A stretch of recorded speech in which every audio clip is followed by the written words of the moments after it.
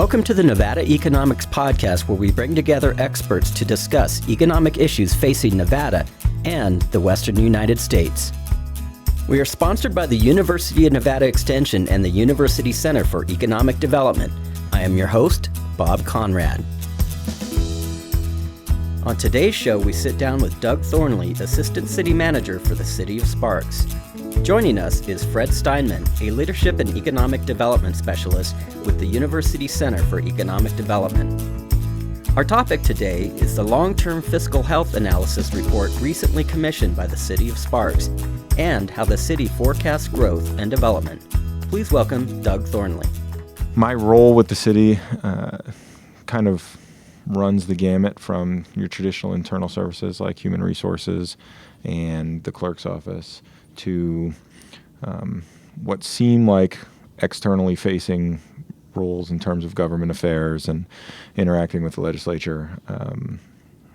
But really, my focus there is on how what other governments are doing, what the legislature is doing, affect the operations of the city, and not so much what the policy-driven outcomes from those institutions are. So we're here to talk about the City of Sparks commissioned, I guess, a fiscal impact analysis. From what I understand, reading it, this is something that's required that you need to do periodically. Is that correct? I don't know that it's necessarily required. We did commission a report looking at the city's long-term fiscal health.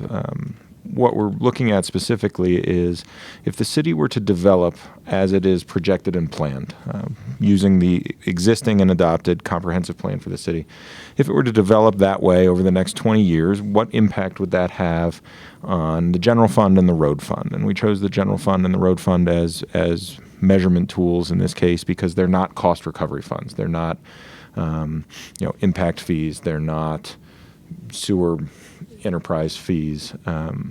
They are just kind of the revenue to the city that is driven by changes in population, changes in employment, growth as a concept instead of merely construction. Were you part of this study, Fred? I wasn't part of it, but as Doug and some of our listeners may know and understand, I've done quite a bit of fiscal impact analysis over the last 20 or so years, going back to my time as an undergraduate student in the economics department at UNR.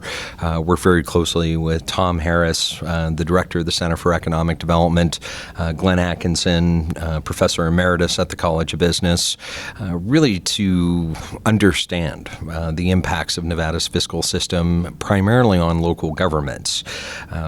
As we'll talk about here today, certainly local governments are kind of caught between a lot of home rule and independent decision-making when it comes to how to expend tax revenue, property tax revenue, sales tax revenue, and other sources.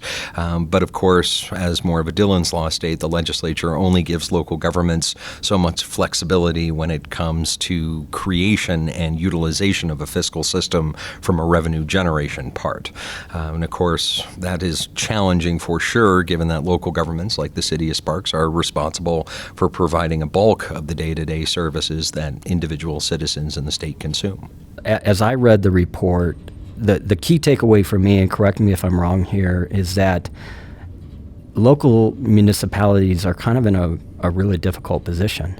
You're, as you mentioned, Fred, meant to provide a certain kind of service, certain level of service in a variety of ways. However, you don't exactly see revenue enhancements because new developments come on board. Is that a fair way to say it? I think it's awfully close. The study got commissioned largely so that we could help the city council make sound decisions when it comes to the bigger land use planning points.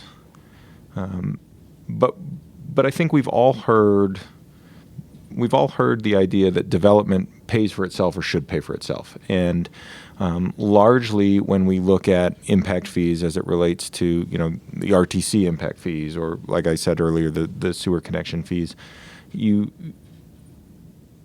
you're able to get a pretty good handle on what the capital improvement, what the capital outlay is going to look like, and you're able to divide by unit or fixture or what have you, and you're able to get to a hard number that is pretty close to what construction costs, what the impact of new construction is on infrastructure. But what we didn't have a great understanding of, other than anecdotally, is what is the net effect of development on a community inside or through the lens of, as Dr. Steinmann said, Nevada's unique revenue system as it relates to local governments. And so what we find is that through a combination of the distribution formula for C-tax and the declining property tax numbers because of depreciation and because of the property tax caps, what we find is that over a 20-year period, were the city to build out as it is presently planned, you end up in the black in the general fund, but significantly in the red in the road fund. Now, as it relates to the road fund, that's not a cash deficiency. What that number should be understood as representing is if the city were inclined or the city council said, hey, we're going to continue to maintain roads at the level that they are maintained today, that would be the deficit in what the projected maintenance costs of the new roadways would be. So with new development comes new roads. City doesn't build roads, developers build roads, and then we maintain them. And over a 20-year period, what we find out is that we'd be about $80 million in the red in terms of what it would cost to maintain the new roads at the level we're maintaining existing roads based on the pattern of development that is planned today. Coinciding with the state's tax structure. Yeah, I mean, that's. I don't want to be openly critical. The property tax issue does go to the general fund. The road fund, of course, is comprised of a lot of different taxes, and it gives rise to an even more interesting discussion that we definitely don't have time for today. But how are we going to replace fuel tax revenue as we switch over to electric vehicles? So this scenario probably does get worse at some point in the future. I don't know if it's the next 20 years, but it does get worse at some point without reevaluating how we pay for roads and that sort of infrastructure. But yeah, I mean, we are creatures of the state. We have to live within the revenue system that is prescribed by the legislature and the state constitution. I think, like every municipality, the city of Sparks really does strive to be responsible with taxpayer money. I can't say that I think any municipality is trying anything else. And to that end, the base for this study is how do we make sound decisions today to leave the city in a better place in 20 years. I would echo Mr. Thornley's comments in regards to the obligation of the role that local governments in Nevada have. In the world of public administration, public policy, we're kind of caught between the idea of being accountable and responsible and transparent in the resources that we manage, essentially in trust for the public's benefit. But we also have an expectation, again, put on us in local government by the public to be efficient and effective in the delivery of those services. In a lot of ways, if we look at the state's fiscal system, a good portion of it, especially the property tax system, is a function of statehood, which is a fine system when there are 3 or 4 people living in the state. It's not so fine when there are 3+ million people living in the state and there's a exponential increase in public services year after year. For me, and Doug, maybe you want to talk about this a little bit as well. One of the things that I found very interesting in the long-term fiscal health analysis report was the population growth and growth in households for the city of Sparks since 2000 to the most recent year.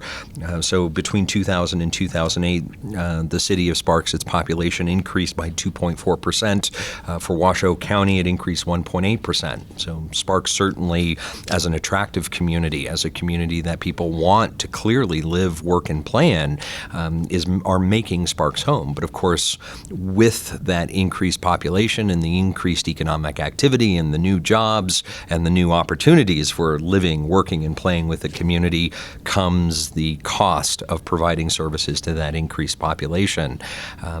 And I think it's a challenge for any local government in Nevada, be it a county, a school district, a municipality, or another entity of local or regional government, to bridge the gap between trying to provide services for a growing population, which is critical to ensuring a growing and robust economic base, but also still, again, working within a fiscal system that really doesn't kind of consider what a growing population looks like and how those services and that mix of services has changed over time.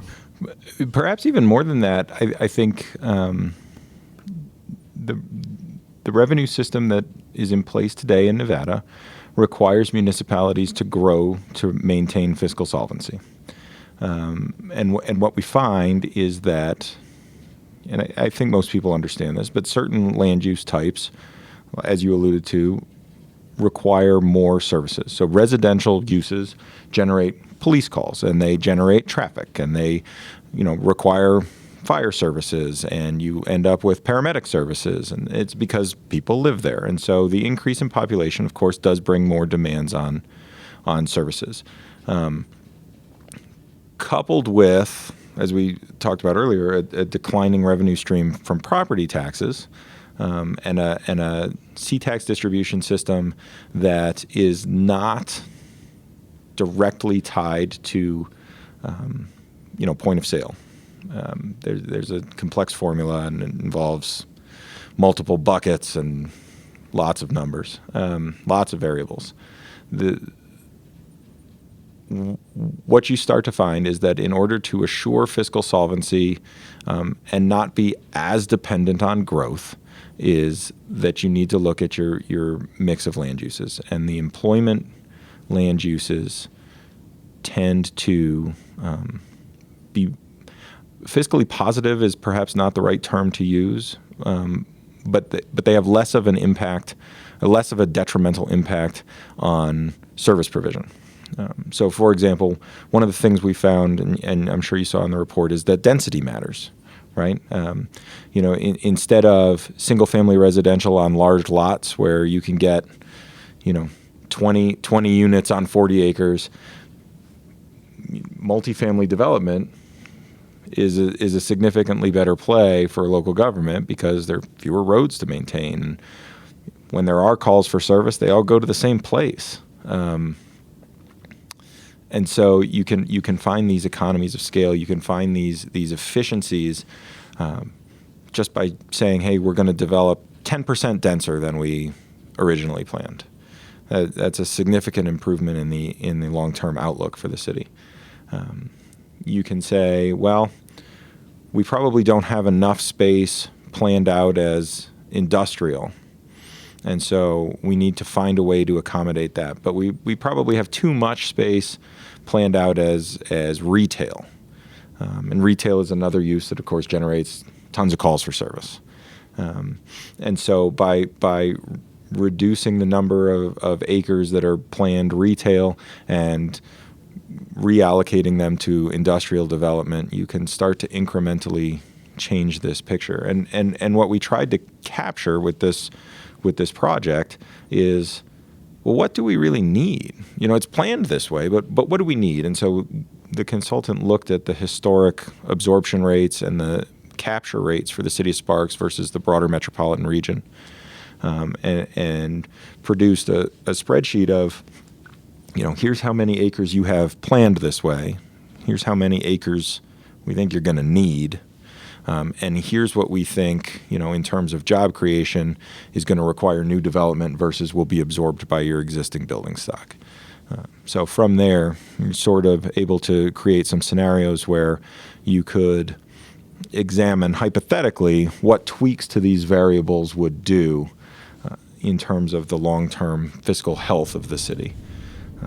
So what are the policy implications specifically from this report that you're going to be taking to the Sure. City Council? So as a result of the report, the City Council is going to see on Tuesday, November 12th, they're going to see a set of fiscal analysis guidelines.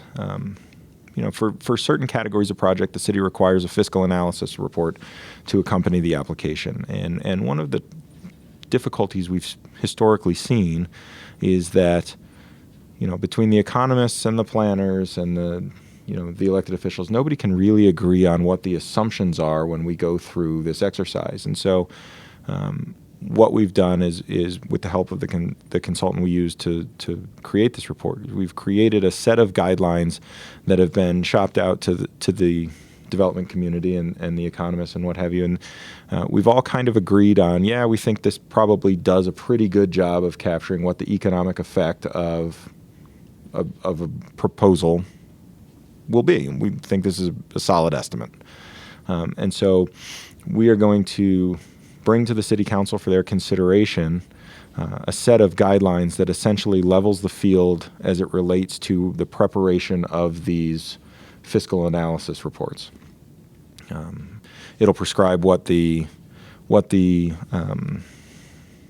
assumptions are and how we expect projects of a certain nature to be evaluated.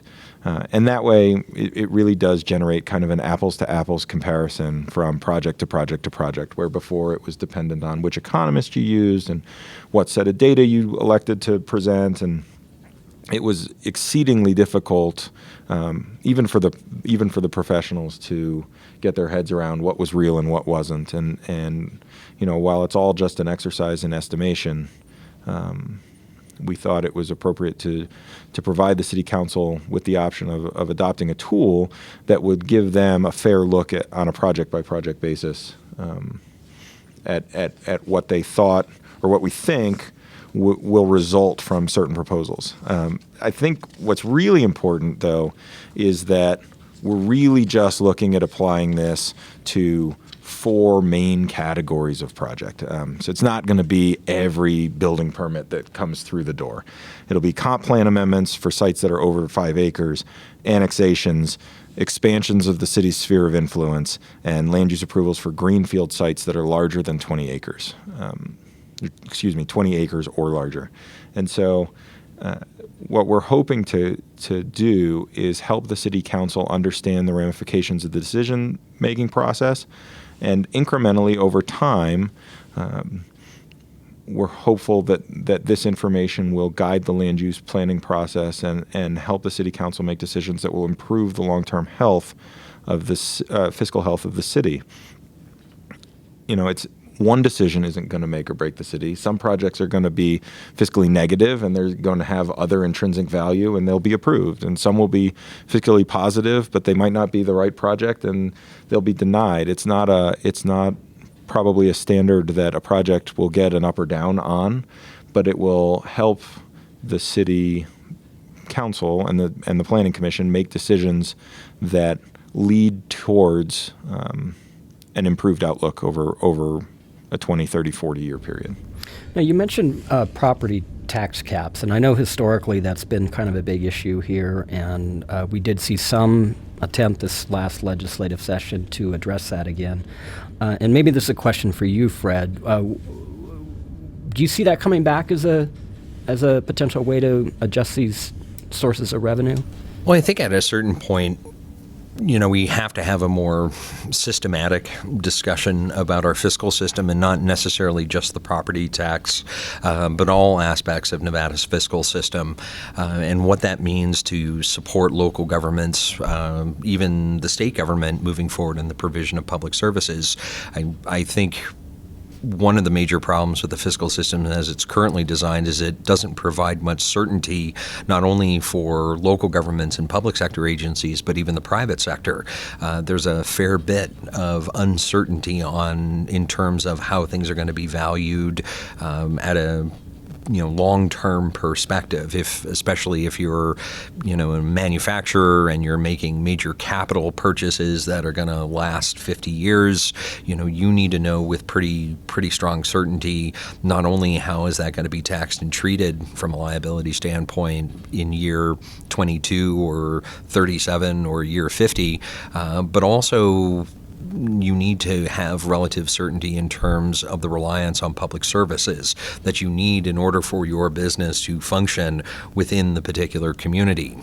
So a more systemic and systematic discussion about Nevada's fiscal system and how certainty can be increased for both the public sector and the private sector is probably going to increase in need as opposed to decrease over time. I don't know, I can't speak for the legislature or the state government, but I get the sense that at least throughout local governments in the state of Nevada and from major property owners and developers, that no one's necessarily thrilled with the fiscal system as it currently stands, and that there are areas for improvement moving forward.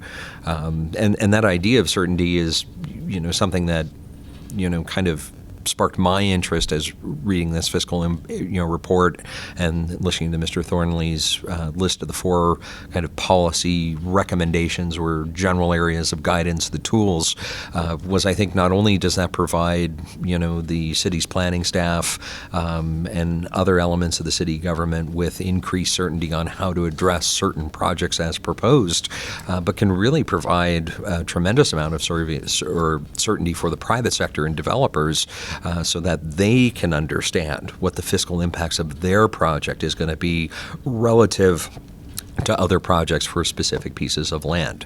And honestly, from my standpoint, in the world of economic development, I find that is tremendous value out of this report, is giving the development community and the public at large a really strong sense of what the fiscal impacts of different types of growth are and how that relates to service provision moving forward. Very good. Any final thoughts on the City of Sparks fiscal impact analysis? I think, on behalf of the city, or at least city staff, we are really excited to bring this to the city council to see. There's been a workshop and we've had some discussions in public forums about it, but I think we're really excited to be taking this step. We think it really does represent responsible governance, and we're excited to see the tool put into use, and over the kind of a generation, to see how it affects the fiscal health of the city. I just simply echo Doug's comments and, really applaud the city of Sparks for taking this critical, important step. I think it's an area where not all local governments in the last decade in Nevada, have thought about, and that's probably a function of just the rapid amount of growth that we've seen in Nevada over the last decade in a post-recession period. Local governments just struggling to get ahead of the growth curve, not necessarily taking the proactive step like the city of Sparks is, in trying to understand what that growth looks like, what its impacts from a fiscal perspective are going to be, and then more importantly, as Doug pointed out, in the world of responsible governance, turning it into usable and important and valuable policy tools. Again, not only just to benefit the city's perspective, but the community's perspective as well. Very nice. Thank you guys very much. Thank you. Yeah. Groovy. Thank you. The University Center for Economic Development was established in 1992 in response to the growing need within the state for economic development research, technical assistance, and educational services. Visit us online at www.unr.edu/business. Then click on the Business Resources tab. Thank you for listening.